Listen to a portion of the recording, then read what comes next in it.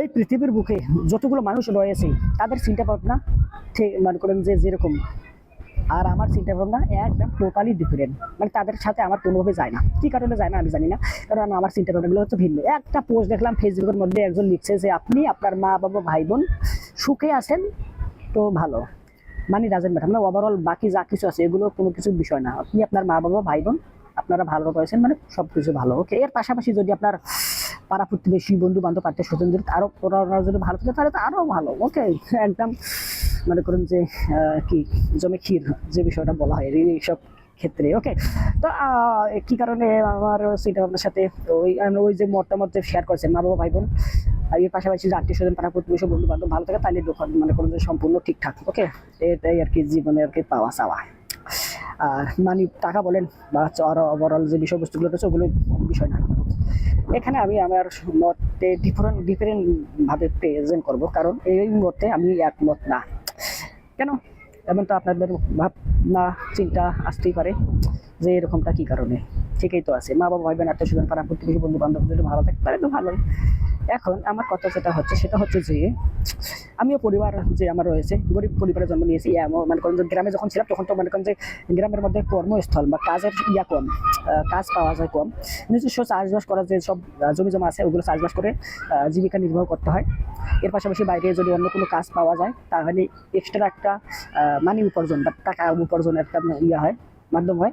আর ওই টাকাটা সাংসারিক কাজে বাজার সাজার বা হচ্ছে ওভারঅল অন্যান্য বিষয়ের ক্ষেত্রে ব্যবহার করা যায়। অনেক জিনিসটা আর কি ভালো। তো কাজ কিন্তু খুব বেশি পাওয়া যায় না গ্রামে। ওকে, আর কাজ যদি পাওয়া যায় তাহলে বা টাকা আবার ঠিকভাবে দেয় না, আর দিলেও অনেক কম। মনে করেন যে ওভারঅল একটু ঘোগিযোগী একটা অবস্থা। যাই হোক, যার কারণে একটু শহরে আসা, এখন একটা চাকরি করতেছি, মাস শেষে বেতন পাচ্ছি, নিজের পরিবার নিজের মা বাবা ভাই বোন আত্মীয় স্বজনের কথা বাদ দেন। কারণ কি আত্মীয় স্বজন মনে করেন যে সারা জীবন খালি টাকা চাইতেই থাকে, যে এই সমস্যা ওই সমস্যা টাকা দিয়ে এত সাহায্য সহযোগিতা করি, এরপর হয় না। মানে যতই দেয় ততই চাই, এইটা হলো কথা। আগে যেটা দিছি এই এখনো দেয় না, আবার নতুন করে আবার চাই। এখন কোন দিকে যাই? আমি তো মনে করেন যে টাকার বস্তা লয়ে বই আসি না। আর দ্বিতীয়ত হচ্ছে এরা আবার আমার কোনো কথা বিশ্বাস করে না। কারণ সবাই কেন জানি আমাকে, কোনো ব্যক্তি বিশ্বাস করে না। সবাই কেন জানি আমাকে মনে করে টাকার দিক থেকে মনে করে যে আমি মনে টাকার পাহাড়। ওকে, আমার কাছে টাকার মানে বস্তা আমি লয়ে বয়ে আসি, এরা চাইবো আর আমি দিয়ে দিব। হ্যাঁ, এরকমটা তারা চিন্তা করে। আমি যদি কোনো সময় বলি যে আমার কাছে টাকা নাই, তারা বিশ্বাস করে না। তারা বলে যে না আছে, তুই দে। এরকমটাই হয় কি কারণে আমি জানি না, কারণ কি আমি নিজে বুঝি না। তো যাই হোক, হ্যাঁ, যে বিষয়টা আমি বলতে চাচ্ছিলাম, হ্যাঁ, ধরেন আমি আমার পরিবার নিয়ে ভালো আছি। এখন আর একটা পরিবার, তারা দরিদ্রতা, অভাব অনটন, দুঃখ কষ্ট, জ্বালা যন্ত্রণা, এটা সেটা হামতাম, এটা সেটা কাকড়াটা দেখে সেটা মধ্যে আছেই। এখন আমি তো সেই পরিবারে জন্ম নিতে পারতাম, তাই না?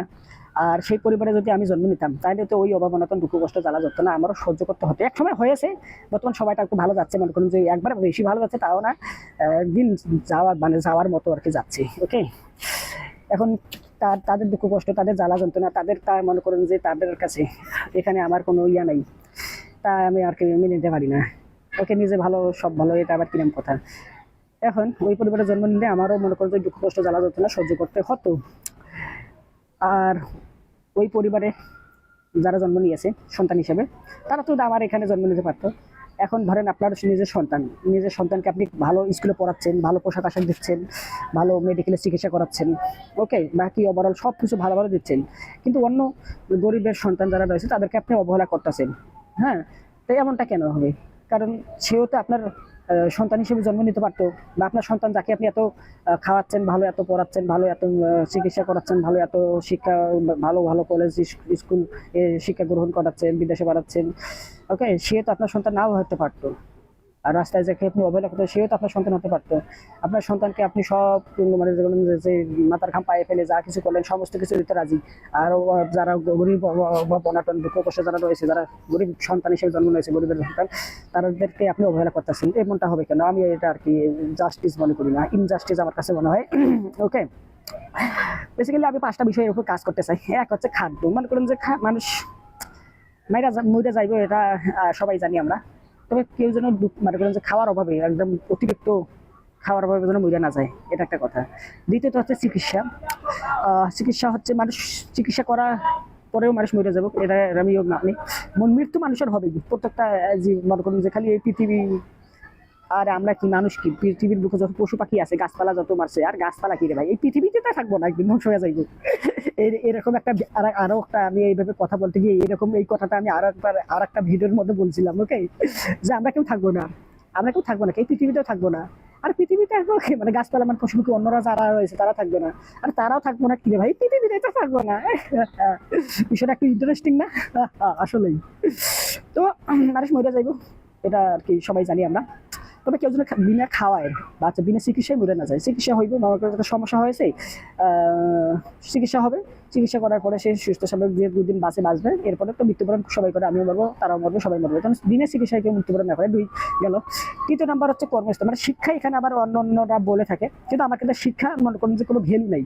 এখন আবার এখানে কি বেশ কিছু ব্যক্তিগত না বুঝে হুদে একটা কমেন্ট করবে যে শিক্ষার মূল্য নাই, শিক্ষার ভ্যালু নেই, শিক্ষার দাম নাই, শিক্ষার গুরুত্বপূর্ণতা না এতটা, কি কারণে? এখন আমাদের দেশে, আমার দেশে বিশেষ করে, যে আমি যে লেখাপড়া করছি, যতটুকুই করছি, একবার আহামরি করছি, তারা যতটুকুই করছি, এই লেখাপড়ার আহামরি কোনো কাজে লাগতেছে না। ওভারঅল আমি যদি আশেপাশে চাই দেখি, আমার পরিবারের কথাই বলি, আমার পরিবারে আমার খালাতো ভাই তারা সবাই অনার্স মাস্টার্স না, অনার্স ডিগ্রি অনেক কিছু আর কি অর্জন করছে, ওকে। এর পাশাপাশি আমার মামা, সেও মনে করে যে অনার্সে মাস্টার্স পাস, তারও চাকরি নেই, সে বাসায় বয়ে আছে। মানে ওভারঅল আমি যদি আশেপাশে যারা রয়েছে দেখি, মনে করেন যে শিক্ষা তারা অর্জন করছে, ভালো পরিমাণের ডিগ্রি অর্জন করেছে, মাস্টার্স পাস করেছে, অনেকেই আছে, কিন্তু তারা আর কি ওই শিক্ষাটাকে তারা ব্যবহার করতে পারতেছে না, কাজে লাগাতে পারতেছে না। বিভিন্ন কোম্পানিতে জব নিতে চাচ্ছে, কিন্তু যে জব পাচ্ছে ওই নর্মাল যেসব শ্রমিক আমরা যারা রয়েছি, আমি বা অন্যান্য যারা, তাদের ওই একই অবস্থা। যদি কোনো সময় পাওয়া যায় 2-1টা কি সুপারভাইজার, ইনচার্জ, এইসব পোস্টে মনে করেন যে আসে হাজার হাজার লোক, তার থেকে 1-2জনকে এই ভালো একটা পোস্টে দিল, আর বাকিগুলো কি না খেয়ে মরবো, কোন আপনারাই পান। যার কারণে আমার কাছে শিক্ষার, এই বর্তমানে বাংলাদেশের শিক্ষার কথা বলতেছি, বাইরের দেশের শিক্ষার যথেষ্ট ভ্যালু রয়েছে, বাংলাদেশ শিক্ষার যে সব যে সিস্টেম, এটা আর কি কোনো গুরুত্বপূর্ণ মানে ভ্যালু নেই আমার কাছে, গুরুত্বপূর্ণ না, আমার কাছে যে অযথা মনে হয়, ওকে। তবে হ্যাঁ, আপনি নির্দিষ্ট একটা বিষয়কে নিয়ে কেন্দ্র করে পড়ালেখা করতেছেন, সে দেশের ভিতরেই হোক, ধরেন আপনি ইঞ্জিনিয়ার হতে চান, ইঞ্জিনিয়ার লাইনে পড়ালেখা করলেন, অবশ্যই সেই শিক্ষার ভ্যালু আছে, কারণ ইঞ্জিনিয়ার আপনি প্রোফাইলার হচ্ছেন, নির্দিষ্ট একটা জায়গায় আপনি আপনার যে ইঞ্জিনিয়ার অভিজ্ঞতা অর্জন করছেন সেটা কাজে লাগাতে পারবেন, সেখানে আপনি আপনার শ্রম দেবেন, ওখান থেকে আপনি অর্থ উপার্জন করবেন, ওকে। আবার আপনাদের যারা ইলেকট্রিশিয়ান, তারা ইলেকট্রিশিয়ান নিয়ে পড়ালেখা করলো, ওই পড়ালেখা করে তারা ইলেকট্রিশিয়ানের নিজস্বভাবে কাজ করলো, বা অন্য কোনো ফ্যাক্টরিতে বা অন্য কোনো প্রতিষ্ঠানে তারা সময় দিল, তাদের যে দক্ষতা, তারা যে শিক্ষা অর্জন করছে এই বিষয়কে কেন্দ্র করে, তারা আর কি সেই পরিশ্রম দিল, তার প্রেক্ষাপটে তারা পারিশ্রম পেলো, পারিশ্রম তারা তাদের পরিবার, তারা তাদের লাইফ লিড করতে পারবে, ওকে। মানে এটাকে আমি সমর্থন করি, নির্দিষ্ট একটা টপিকের পড়ালেখা করা। আর এমনিতে বাংলাদেশের যে সিস্টেম রয়েছে, যে ক্লাস 1, 2, 3, 5 পরে মনে করেন 6-এ ভর্তি হয়, 6-এর পরে 8, 9, 10 এভাবে অনার্স, আর কি তারপরে ইন্টার, তারপরে অনার্স, মাস্টার, ডিগ্রি, হামটা, মেধাসেরা, কাকাটা, বেলাসেরা, মানে এইসব লেখাপড়া সত্যিকার অর্থেই মনে করেন যে অযথা। অনেকে প্রত্যেকে এইভাবেই লেখাপড়া করে আসতেছে, কিন্তু বাস্তবে এর কোনো, আমি নিজেই আর কি কোনো দেখতেছি না, সফলতা দেখতেছি না, মানে কোনো কাজে যে লাগতেছে বলে মনে হচ্ছে না। যার কারণে আমি আর কি কর্মস্থলটাকে বেশি সমর্থন করি, কর্মস্থল রিলেটেড, মানে কর্ম একটা নির্দিষ্ট একটা নির্দিষ্ট একটা কাজকে কেন্দ্র করে শিক্ষা অর্জন করা বা হচ্ছে অভিজ্ঞতা অর্জন করা, এটাকে আমি সমর্থন করি। তবে বাংলাদেশে যে লেখাপড়া রয়েছে এটাকে আমি সমর্থন করি না, কারণ এই লেখাপড়া দিয়ে আমি বাস্তবে নিজ চোখে আমি কোনো মানে দেখতেছি না, প্রফিট দেখতেছি না, লাভ দেখতেছি না, সফলতা দেখতেছি না। যে এই লেখা করে বাইরের দেশের লেখাপড়া করে অবশ্যই প্রফিট হচ্ছে, অন্যরা তারা তাদের কাজ করে যাচ্ছে, মানে তারা যে শিক্ষা অর্জন করতেছে তাদের শিক্ষার মূল্য রয়েছে বাইরের দেশে। যার কারণে আমাদের দেশের যেসব ধনী ব্যক্তিরা রয়েছে বা এমপি, মন্ত্রী, মিনিস্টার, মানে যারা উপরে আছে, তারা তাদের সন্তানকে ঠিকই বাংলাদেশে লেখাপড়া করাচ্ছে না, দেশের বাইরে লেখাপড়া করাচ্ছে, কিন্তু কারণ তারা জানে এই দেশে লেখাপড়ার কোনো মূল্য নাই।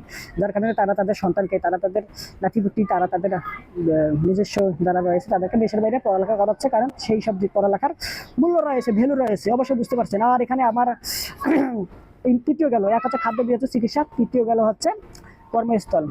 এবার চতুর্থ হচ্ছে প্রকৃতি। প্রকৃতি বলতে বোঝাচ্ছে হচ্ছে আবহাওয়া নিয়ন্ত্রণ করা। মনে করেন যে প্রকৃতির জন্য নষ্ট হয়, যেমন বায়ু দূষিত, শব্দ দূষণ, মনে করেন যে ওভারঅল প্রকৃতি বা পৃথিবীটা রক্ষার্থে আর কি যেসব কাজকর্ম করা দরকার আর কি, ওকে। এটা বুঝতে পারছেন। যেমন গাছ লাগান, প্রত্যেক শুক্রবার একটা করে গাছ লাগাতে হবে। এর পাশাপাশি মনে করেন যে বায়ু দূষণ হয় এমন কাজ করা যাবে না। এর পাশাপাশি শব্দ দূষণ, এর পাশাপাশি যেসব বিষয়বস্তু রয়েছে যেগুলো আর কি প্রকৃতির ক্ষতি করে সেই সব কর্মস্থল থেকে বিরত হওয়া। আর যেসব কর্মকাণ্ড করতে হয়, যেমন আগুন জ্বালাতে হবে, আগুন জ্বালালে ধোঁয়া উঠবে, ধোঁয়াটা মনে করেন যে বায়ু দূষণ করে। ওকে, মনে করেন যে এটা আর কি একটা সিস্টেমে নিয়ে আসা যেন প্রকৃতির কোনো ক্ষতি না হয়। ওভারঅল এই হচ্ছে মতামত। এটা গেল হচ্ছে চতুর্থ নাম্বার। পঞ্চম নাম্বারটা হচ্ছে চরিত্রবান বা হচ্ছে ভালো মানুষ। ওকে, আমরা সৎ পথে চলবো, সত্য কথা বলবো, মিথ্যা কথা বলবো না, অন্যায় অত্যাচার জুলুম নিপীড়ন করবো না। মনে করেন যে আর কি একটা মানুষ হিসাবে সুষ্ঠু স্বাভাবিকভাবে জীবনযাপন আমরা করবো, অন্যরা করবে, আমরা কারো ক্ষতি করবো না, তারাও আমার ক্ষতি করবো না। মনে করেন চরিত্রবান বা হচ্ছে ভালো মানুষ বা হচ্ছে একদম মনে করেন যে নীতিবান, সৎ। ওকে, এরকম আর কি প্রত্যেকটা মানুষের জন্য হয়। ওটাই 5টা বিষয়ের উপর আমার আর কি লক্ষ্য। এই সব বিষয়কে কেন্দ্র করে আমি এই বিষয়বস্তু ভেবে ভেবে রাখছি। তো এগুলো বাস্তবায়ন করতে চাচ্ছি, কিন্তু জীবন চলছে জীবনের মতো। আমার কাছে যে চিন্তা ভাবনা, আশা আকাঙ্ক্ষা, স্বপ্ন যে রয়েছে, ওগুলো তো আমি নিয়ে ভাবতাছি, কিন্তু বাস্তবায়ন আর হচ্ছে না। জীবনের মতো যাচ্ছে। এই কাজ করতেছি, মাস শেষে বেতন পাচ্ছি, বাসা ভাড়া দিচ্ছি, চাল ডাল দোকান বিল, ওকে, দিন শেষ এই করে যাচ্ছে। আর আমি যেসব বিষয়বস্তু ভেবে রাখছি যে এইভাবে কাজ করে এই প্রতিষ্ঠান খুলবো, হ্যামটা মেটা সেটা করবো, ওগুলোর মতোই রয়ে গেছে। খালি ডেইলি দিন ভাবে ভাবি আর রয়ে যায়, কিন্তু বাস্তবায়ন আর করতে পারতাছি না। তো চেষ্টা রয়েছে, নিঃশ্বাস যতদিন রয়েছে, ওকে, বাইশে যতদিন রয়েছি, শেষ নিঃশ্বাস পর্যন্ত চেষ্টা করে যাব, দেখি কি হয়। এখন আমি তো শুনলাম অনেকেই বলে যে মানুষ যেটা ভাবে সেটা করে। ওকে, তাকে কেউ হারাতে পারে না। তো এরকম আমিও ভাবছি, দেখি বাস্তবে কি হয়। মৃত্যুর 1 সেকেন্ড আগে বা শেষ নিঃশ্বাস পর্যন্ত চেষ্টা করে যাব। তো বাকিটা এর ফলাফল পরবর্তীতে দেখা যাবে কি আর করার। এগুলো আর কি স্মৃতিস্বরূপ আমি রাখলাম, আর কি নিজেকে আর কি সান্ত্বনা দেওয়ার জন্য।